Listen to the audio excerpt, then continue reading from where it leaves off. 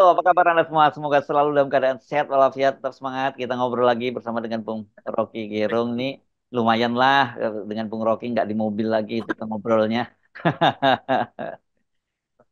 Ya, saya lagi di Bukit Tinggi, di Lawang Par. Dari Oke. sini kita bisa amati bagaimana Buya Hamka itu kampungnya itu di tepi Danau Meninjau dan dia jalan kaki ke Bukit Tinggi untuk membaca dan belajar berdebat. Jadi Buya Hamka yang mendirikan Universitas Muhammadiyah di Bukit Tinggi dan saya dapat keterangan tadi dari dekan Hmm. bahwa Buya Hamka mewajibkan Universitas Muhammadiyah itu untuk menghubungkan filsafat dan hukum. Jadi itu Oh. awalnya. Jadi bayangkan Buya Hamka yang nggak Ah, ngerti, yang nggak sekolah ya, cuma sampai SD, dia tahu hubungan ya, antara hukum dan filsafat. iya, Beda dengan iya. si Raja Cincin. Ah, mulai cari gara-gara ini. Seingat saya dulu sempat Danau Maninjau ini sempat mengalami mengalami soal karena banyak sekali keramba-keramba di situ ya, Bung Rocky. Tapi sekarang nggak tahu gimana, sudah mulai stabil lagi atau bagaimana di Maninjau udah Mulai lama mulai tidak? stabil karena ada para pengawas lingkungan tuh. Dan Ah, kita minta sebetulnya supaya Universitas Muhammadiyah juga melakukan memperbanyak hukum lingkungan tuh di bawah hmm. kendali dekannya yang radikal namanya Wendra. Oke, mantap, Dokter Wendra. Dokter Wendra ya. Oke, mantap ini Danau Maninjau ya. Oke. Oke, kita sekarang pindah ke topik ke Jakarta ya. Ini mulai Yes. mulai rame. Hari ini memang berlangsung sidang di Mahkamah Konstitusi, tapi publik nggak terlalu peduli katanya. Kita omongin juga soal ini, soal koalisi ini kan. Ini saya jadi heran juga karena kok banyak ribut-ribut soal kemungkinan PKS bergabung dengan koalisi Prabowo Subianto karena mungkin mereka melihat kemarin ya pernyataan-pernyataan dari Sekjen PKS yang juga katanya menyediakan karpet merah dan sebagainya. Tapi yang kemudian menarik kan Pak Prabowo tidak hadir di PKS. Tapi kenapa orang kemudian masih mengkaitkan itu kemungkinan PKS bergabung gitu? Saya anggap bahwa ada faksi-faksi tentu yang pragmatis di PKS dan itu Hmm. biasa aja di dalam Hmm. partai sama seperti di PDIP ada yang pragmatis, di Demokrat ada yang pragmatis. Tapi kalau kita lihat dari segi ideologi PKS, harusnya ini seharusnya ya Ya, ya, PKS ya. itu tidak ada di dalam komposisi kabinet Prabowo tuh. Karena Hmm. PKS dengan sangat kuat pada waktu uh, Pilpres kemarin mendalilkan bahwa mesti ada evaluasi terhadap demokrasi politik kebijakan publik. Jadi harusnya dia beroposisi tuh. Tapi kalau Ya. sekarang dicari posisi itu pasti dua tiga orang di situ yang kemudian jadi semacam calok lah di situ. Saya sebut aja itu calok tuh. Dan saya dekat dengan semua petinggi PKS. Bahkan setiap Jumat saya ada di forum uh, apa namanya nih leader Indonesia Leader Stock itu Indonesia bersama dulu ya. Mardani Alisera tuh. Jadi kalau sekedar untuk nyari alasan ketakutan, kenapa apa mesti takuti kan?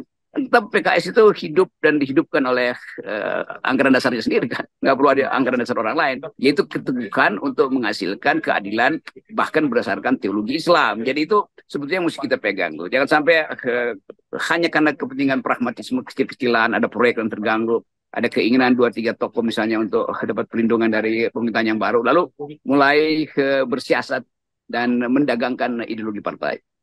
Ya, ya. Nah, kalau Pak Prabowo dengan PKS, ya kita tahu memang hubungan mereka cukup dekat. Sohib lah, Pak Prabowo nyebutnya dulu sekutu karena memang pada Pilpres 2014 dan 2019 kan ya, PKS jadi pendukung utama. Tapi kan persoalannya sekarang bukan hanya dengan Pak Prabowo, tapi ada Pak Gibran di situ. Ya itu sebetulnya kuncinya di situ tuh. Tetapi keinginan PKS untuk masuk dalam kabinet kalau itu disponsori oleh kepentingan cari aman itu artinya berbahaya buat partai itu. Partai itu menang di Jakarta, tapi begitu dia gabung dengan Prabowo artinya bergabung dengan Jokowi kan itu kan. Nah, itu Betul? artinya suara kader PKS itu tidak didengar oleh elit PKS. Hmm. Kan bukan sekedar konyol tapi di mana public ethics itu atau etika berpolitik itu ditegakkan. Kalau pada akhirnya juga tunduk pada bujukan-bujukan pragmatis. Ini partai ideologis itu.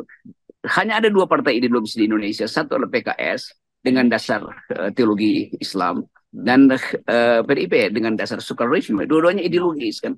Jadi seharusnya yang ideologis itu jangan ditukar tambah dengan yang pragmatis. Ya, ya. Nah, ini menarik ini, Bung Rocky ya, karena Anda tadi kalau Anda menyebutkan bahwa ada jarak nih antara yang kita sebut antara para pemilih-pemilih kader-kader PKS dengan para elitnya begitu ya. Yang satu tentu saja kalkulasinya lebih pragmatis, atau bahkan mungkin disebut taktis lah begitu ya. Tetapi jangan lupa bahwa ini menghadapi pilkada ya, Bung Rocky ya, yang saya kira pemilih akan membuat perhitungan tersendiri kalau salah membuat kalkulasinya gitu. Ya, saya bayangkan misalnya PKS tentu mengincar DKI 1 misalnya Yes. tuh. Lalu karena kebutuhan koalisi, dia gandeng atau dia minta digandeng oleh Gerindra tuh. Di akar rumput orang akan bingung apakah PKS minta Gerindra atau Gerindra yang butuh PKS, kan Ya. itu dasarnya kan. Kalau Gerindra butuh PKS, maka PKS itu nomor 2 mestinya jadi wakil gubernur. Tapi kalau PKS mau menguji ideologinya habis-habisan buat mengetahui apakah partai ini identitasnya itu tetap kuat, maka PKS cuma ya maju sendiri aja kan, jangan dengan lawan yang tadinya secara ideologis berbeda di Pilpres. Jadi pragmatisme itu membuat kita muak melihat kelakuan elit politik. Tapi kita masih menduga bahwa hanya mungkin 1-2 orang yang punya kepentingan untuk memanfaatkan kedudukan Pak Prabowo yang pernah punya relasi juga relasi pragmatis juga sebenarnya dengan PKS tuh. Dan sebetulnya dari awal hanya karena perbedaan visi tentang perubahan menyebabkan PKS tidak mau bersekutu dengan Prabowo kan. Jadi begitu PKS bilang kita pilih Anies dan Anies itu simbol dari perubahan, maka harusnya teori itu dia pegang juga untuk DKI Jakarta. Kan itu intinya tuh. Nah, bergabung dengan Prabowo mestinya hanya dalam soal taktis dan mengundang Prabowo atau Gerindra menjadi orang nomor 2. Buka aja kan. Kami ingin Gerindra, ya nggak ada soal. Tapi bukan meminta kursi atau menawarkan kursi yang memang nggak dilayani juga oleh Gerindra. Dan itu terlihat dalam peristiwa halal bihalal kemarin. Ya, ya, ya. Nah, ini memang saya kira ya, manuver-manuver beberapa orang ini selain satu yang buat concern kita tentu itu berbahaya bukan hanya buat PKS tapi juga buat demokrasi kita secara menyeluruh ya. Karena kalau kemudian kita membayangkan kasar yang ngomong ini PKS juga gabung dan PDIP juga ada paksi gabung dan gabung dan kemudian tiba-tiba tidak ada satupun yang di DPR yang dari oposisi, kan ini betul-betul jadi ajaib banget Indonesia ini. Ini yang mau kita tegakkan sebetulnya. Dari awal kita ingin supaya dalil-dalil berdemokrasi itu dituntun justru oleh partai kader. Siapa partai kader? Ya PKS itu partai kader. Yes. Jadi PDIP juga partai kader. Kenapa kita sebut partai kader? Karena ada ideologi yang ketat di situ. Karena ideologi PKS itu jelas, ideologi PDIP juga jelas tuh. Nasdem mungkin ya masih ada pragmatismenya tuh, bahkan Demokrat tetap pragmatis tuh. Jadi kemungkinan persekutuan baru itu menimbulkan pertanyaan bahwa ternyata PKS tidak kuat secara ideologi, apalagi kalau PDIP gabung tuh sama aja, nggak ada gunanya tuh mengucapkan nasionalisme, patriotisme, amicus curiae segala macam itu. Jadi tetap kita menilai sebetulnya, dan kalau itu terjadi ya kita FNN atau saya akan kampanye supaya jangan lagi pilih PKS kan, itu dasarnya kan nggak mungkin. Saya udah kampanye jangan pilih Nasdem, jangan pilih PKB itu. Yes, kan mesti konsisten dong. Kalau nggak FNN akan dianggap kalau gitu FNN juga permisif dalam soal relasi yang sifatnya pragmatis. Enggak, kita tetap mau tegakkan itu. Tapi kita tahu orang akan emang kalian siapa, punya partai juga enggak. Justru karena enggak punya partai, maka kita kembalikan perpolitikan itu pada dalil-dalil demokrasi, dalil-dalil etika publik. Kalau ada partai mungkin juga kita akan transaksi kan. Tapi yang enaknya FNN itu bukan partai, sehingga dia hanya mendalilkan sesuatu berdasarkan prinsip akademis dan prinsip etika publik. Ya, saya kira jangan salah paham kalau kita kemarin sudah mulai menyatakan akan kampanye buruk untuk Nasdem dan terhadap Nasdem dan PKB. Itu bukan persoalan ini hard feeling kita secara personal. Ya. Ini lebih pada kepentingan yang lebih besar, yakni berkaitan dengan demokrasi Indonesia, kesehatan dan kematangan demokrasi Indonesia. Dan saya kira hal yang sama mungkin juga standarnya akan kita perlakukan pada PKS. Saya kira itu sangat logis gitu. Betul, ini demi kesehatan dan ketangguhan demokrasi ke depan. Kalau dihitung ya, saya berteman dengan Presiden PKS kok, saya berteman dengan Ketua Partai Demokrat, saya berteman dengan Caimin, saya berteman dengan Nasdem segala macam. Tetapi saya nggak peduli itu, yang saya peduli atau yang kita peduli di FNN. Ya.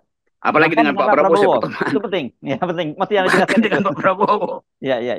Oke. Tetapi kita tetap ingin supaya nilai bernegara itu tidak dikendalikan oleh ambisi dan didasarkan pada pertemanan, kan lain kan. Jadi konsep-konsep demokrasi, keadilan sosial, kemajemukan itu tetap kita pertahankan. Karena itu saya ambil risiko, bukan ambil risiko, nggak ada peduli untuk berselisih dengan Pak SBY, dengan Pak Prabowo, dengan Presiden PKS yang semuanya pernah bertemu saya secara pribadi di rumah tempat saya ngumpat kan.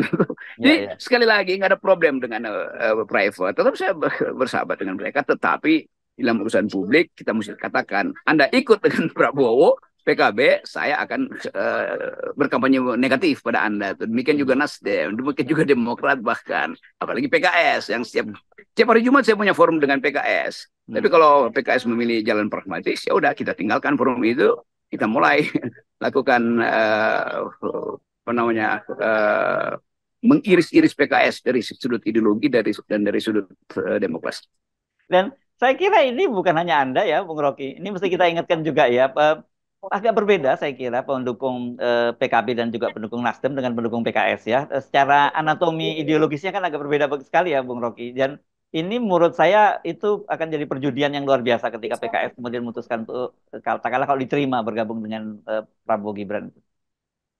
Ya, tentu itu urusan mereka. Kan mereka pasti bilang ini ngapain sih larang-larang kita. Iya, nggak ada soal. Tapi kita tetap dari awal lebih fair kita katakan kita akan kampanye negatif pada PKB, pada PKS, pada Nasdem tuh. Kalau Demokrat ya memang dari awal dia udah masuk di situ dan udah bagian dari kita kan pada Pak Prabowo karena berdampingan dengan dinas Jokowi kan. Jadi kejujuran kita mesti publish. Saya mengucapkan jujur, analisis FNN jujur, pertanyaan harus jujur tuh, jawaban saya jujur. Jadi nggak ada problem.